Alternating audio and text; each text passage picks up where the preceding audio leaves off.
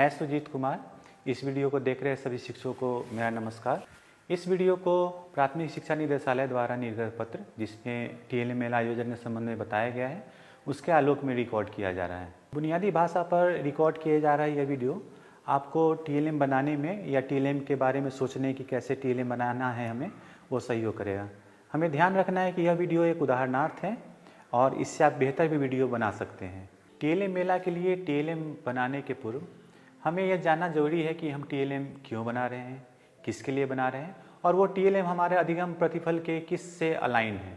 जब आप टीएलएम मेला के लिए टीएलएम का निर्माण कर रहे होंगे या उसके अवधारणा के बारे में, उसके बनाने की प्रक्रिया के बारे में सोच रहे होंगे तो यहाँ पर मिशन निपुण बिहार के दस्तावेज़ को भी हमें देखना आवश्यक है कि उसमें जो बुनियादी भाषा है उसके 9 घटकों के बारे में बताया गया है।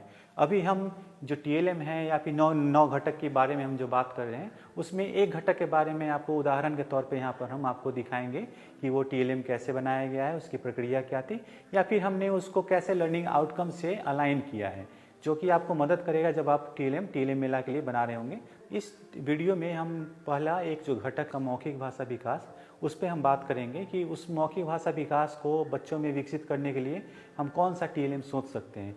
एक टीएलएम जो अधिगम सामग्री हमारे कक्षाओं में होता है वो एक पुस्तक होता है। क्या वो एक पुस्तक के माध्यम से हम बच्चों में मौखिक भाषा का विकास कर सकते हैं या फिर उसके बियॉन्ड भी हमें कुछ सामग्रियों का इस्तेमाल करना चाहिए या विकसित करना चाहिए।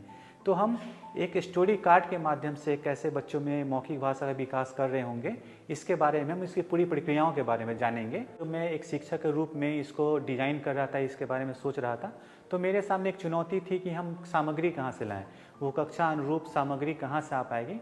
लिटरेसी क्लाउड नामक एक वेबसाइट को मैंने देखा और उस पर आप जब जाएंगे तो आपको यहाँ पे ढेर सारी कक्षा अनुरूप सामग्रियाँ मिल जाएंगी, किस कक्षा के लिए कौन सी कहानियों का इस्तेमाल करना है। तो अगर हम इस सामग्री के बनाने की प्रक्रियाओं के बारे में बातचीत करेंगे तो सबसे पहला ये था कि हम किस कक्षा के लिए बना रहे हैं। जैसा कि आप इसको अपने पाठ्य योजना से जोड़ कर देखेंगे तो आप पाठ्य योजना जब बना रहे होते हैं तो उसमें आप जरूर सामग्रियों के बारे में विस्तार से लिखते हैं कि कौन सी सामग्री होगा। तो इस सामग्री को लाने के लिए मैंने पहले ये सोचा कि हम वो कहाँ से लाएंगे, तो लिटरेसी क्लाउड से मुझे यह कहानी मिल पाया। दूसरा था कि ये इसका मटेरियल कहाँ से आ पाएगा, जो कि हम अभी देख रहे हैं कि टीएलएम मेला में जो हमारा उद्देश्य भी है कि हम लो कॉस्ट टीएलएम बनाने की बात करें और उसकी प्रक्रियाओं के बारे में बातचीत करें। तो ये इसको देखेंगे तो एक कार्डबोर्ड है, ये इसमें हम इजीली दुकान से आपको मिल सकता है या फिर घर में कार्टन है या फिर आप देखेंगे तो पोस्टर्स के माध्यम से भी इसको बना सकते हैं। तो आप देख सकते हैं कि मैंने एक कार्डबोर्ड काटा और उसको जो कंटेंट हमें लिटरेसी क्लाउड से मिला था उसको मैंने यहाँ पे लिख दिया। तो आप यहाँ पे देख सकते हैं कि स्तर 2 लिखा हुआ है। आप चाहें तो इसके ऊपर आप लर्निंग आउटकम या जो घटक की हम बारे में 9 घटक के बारे में बातचीत किया है उसको भी आप यहाँ पे लिख सकते हैं। आप यहाँ देख रहे हैं कि यहाँ पे बच्चों के लिए द से उड़ा तो अब यहाँ पर मौखिक भाषा विकास के बारे में बातचीत किया जा रहा है। तो सब जानते हैं कि बच्चे जब हमारे कक्षा में पहली बार आते हैं तो उनके पास एक समृद्ध शब्द भंडार भी होता है, एक मौखिक भाषा के तौर पे वो समृद्ध होकर आते हैं और वो अपनी बातों को रखना जानते हैं। लेकिन हम उसको एक संसाधन के तौर पे कैसे इस्तेमाल कर सकें इसके लिए एक शिक्षक के तौर पे हमें ये सोचना पड़ेगा। तो आप सब जानते हैं कि बच्चे के पास जो परिवेशीय चीज़ें हैं, जैसे वो बादल से जानते हैं, बादल को जानते हैं, बादल को उन्होंने देखा है, बाल के बारे में देखा है। तो यहाँ पे देख सकते हैं कि इसको हम बच्चों के साथ करवा के देखेंगे कि बादल से उड़ा द तो उड़ने लगा बाल। तो आप बात कर सकते हैं कि अच्छा बताओ कि बादल कहाँ आपने देखा है, बादल से क्या होता है, बाल कहाँ है आपका। तो इस तरह की आप गतिविधियां वहाँ पर करवा सकते हैं।